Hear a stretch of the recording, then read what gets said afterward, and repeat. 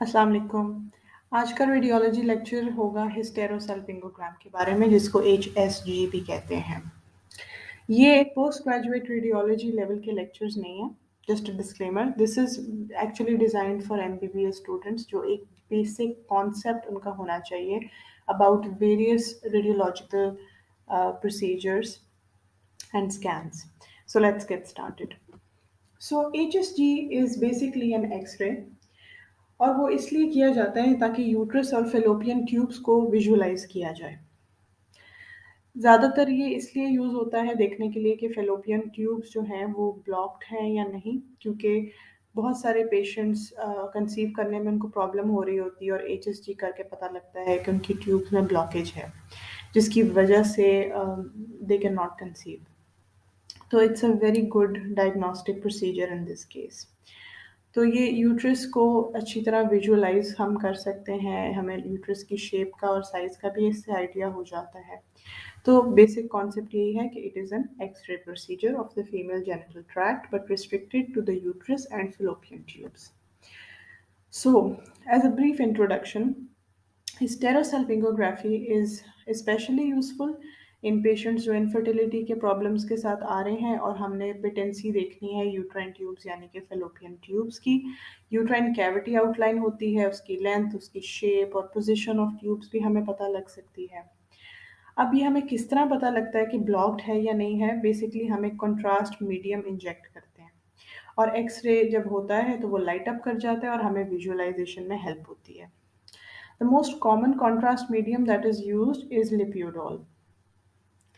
तो एक कैनुला के थ्रू हम इसको सर्वाइकल के नाल के थ्रू कैनुला इंसर्ट करते हैं और फिर हम इसको इंजेक्ट करते हैं और उसके बाद एंटीरो पोस्टीरियर फिल्म जो है, X ray film that is obtained. Sometimes iodized oil is used. In that case, another film is obtained in 24 hours to detect the extent of the overflow into the pelvis through the uterine tubes. अब what are the indications for HSG?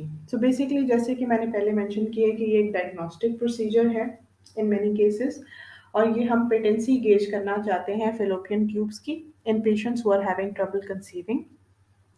Cervix की competency का भी कुछ idea हो जाता है। फिर अगर यूट्रस की कोई कंजेनिटल एब्नॉर्मेलिटी है, कोई एनाटॉमिकल एब्नॉर्मेलिटी है यूट्रस की और ये जनरली इस तरह के पेशेंट मल्टीपल मिसकैरेजेस के साथ प्रेजेंट करते हैं, तो इसमें भी HSG रिकमेंडेड होता है समटाइम्स। उसके अलावा समटाइम्स सर्जरी के बाद फेलोपियन ट्यूब्स को टाई किया होता है या लाइगेट किया होता है, तो उसमें भी इसको चेक करने के लिए ट्यूबल पेटेंसी को तब भी ये किया जा सकता है या before reversal of tubal ligation तब भी ये किया जा सकता है। तो बेसिकली ब्रीफली स्पीकिंग ये किस तरह होता है कि पेशेंट को लिथोटमी पोजीशन में करते हैं, जैसे कि पेल्विक एग्जाम में जिस तरह पेशेंट होता है, और एक स्पेक्युलम की मदद से हम सर्विक्स को विजुअलाइज करते हैं। सर्विक्स को लोकल एनेस्थीसिया दिया जाता है और उसके बाद डाई को इंजेक्ट किया जाता है in one of two ways, या तो कैनुला के थ्रू या फिर कैथेटर के थ्रू। कैथेटर का ये होता है कि सर्वाइकल ओपनिंग में इंसर्ट होता है, फिर बलून को इन्फ्लेट करते हैं ताकि वो अपनी जगह पे रहे और फिर स्पेकुलम इज रिमूव्ड, पेशेंट को एक्सरे मशीन के नीचे लिटाया जाता है और एक्सरे इमेजेस आर टेकन और समटाइम्स पेशेंट को एडजस्ट करने के लिए भी कह सकते हैं उनकी पोजीशन, और जब इमेजेस हम ले लेते हैं तो फिर कैथेटर या कैनुला रिमूव किया जाता है।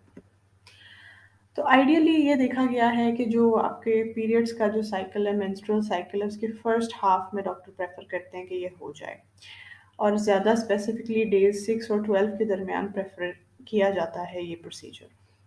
इसकी वजह ये है कि at this time there is less chance that the patient may be pregnant. What are the benefits? So benefit तो ये है कि मिनिमली इन्वेसिव है, कॉम्प्लिकेशंस रेयर हैं, ये बहुत वैल्यूएबल इंफॉर्मेशन हमें प्रोवाइड कर सकती है और potentially theoretically it can open blocked fallopian tubes to allow pregnancy.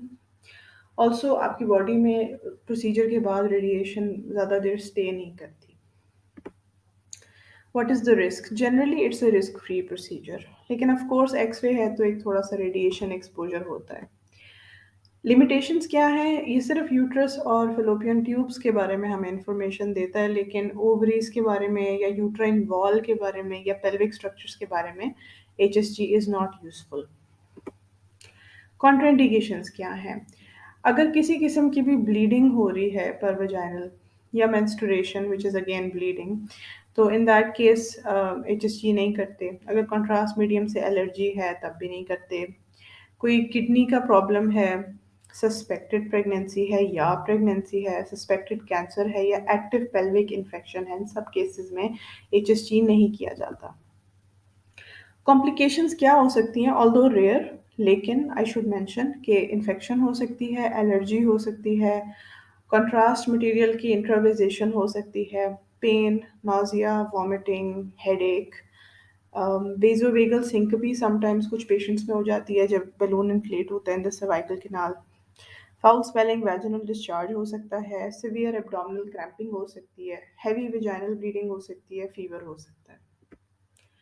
Radiographic appearance, सो मुख्तसरन आपको एक आइडिया देने के लिए इस इमेज को आप देखें। एक नॉर्मल HSG इस तरह का होता है। आप देख सकते हैं कि बीच में यूट्रस इज़ वेरी क्लियर, और उसके अलावा देखें कि डाई जहाँ जहाँ से गुजरी है वहाँ पे that structure has lit up, और राइट और लेफ्ट ट्यूब जो होते हैं they are basically at an angle of the uterus and tortuous है laterally.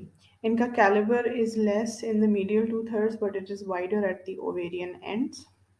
पेरिटोनियल स्पिल हो जाता है कॉन्ट्रास्ट मीडियम का, एंड इन दैट केस हमें यकीन हो जाता है कि फेलोपियन ट्यूब पेटेंट है।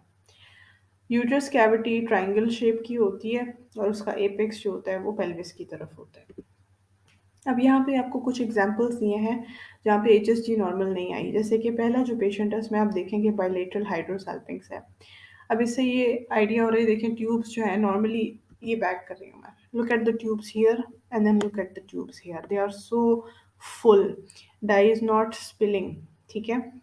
तो ये बायलेटरल हाइड्रोसल्पिंग्स है। सेकेंड प्लेट देखें, HSG demonstrating depression of the uterine fundus compatible with an arcuate uterus. तो अब इस यूट्रस की शेप जो है ये नॉर्मल नहीं है, इसको आर्कुएट यूट्रस कहते हैं। तो ये भी हमें HSG की मदद से पता चल गया है। फिर थर्ड प्लेट देखें, that is submucosa fibromyoma, contrast deficiency with smooth border at the bottom of the uterus, ठीक है। Then there is a patient with tubal blockage, तो ये भी अगेन वेरी ऑब्वियस कि ट्यूब ब्लॉक हुई हुई है तो डाई वहाँ पे स्पिल नहीं हुई हुई। तो I hope you get an idea कि HSG से हमें किस तरह की इंफॉर्मेशन मिल सकती है। If you like this video, please like, comment, share, and subscribe to my channel, and follow me on Instagram and Facebook where I post medical content regularly. And I also post updates about my channel if you're interested. Inshallah, I'll be back with another video. Allah Hafiz.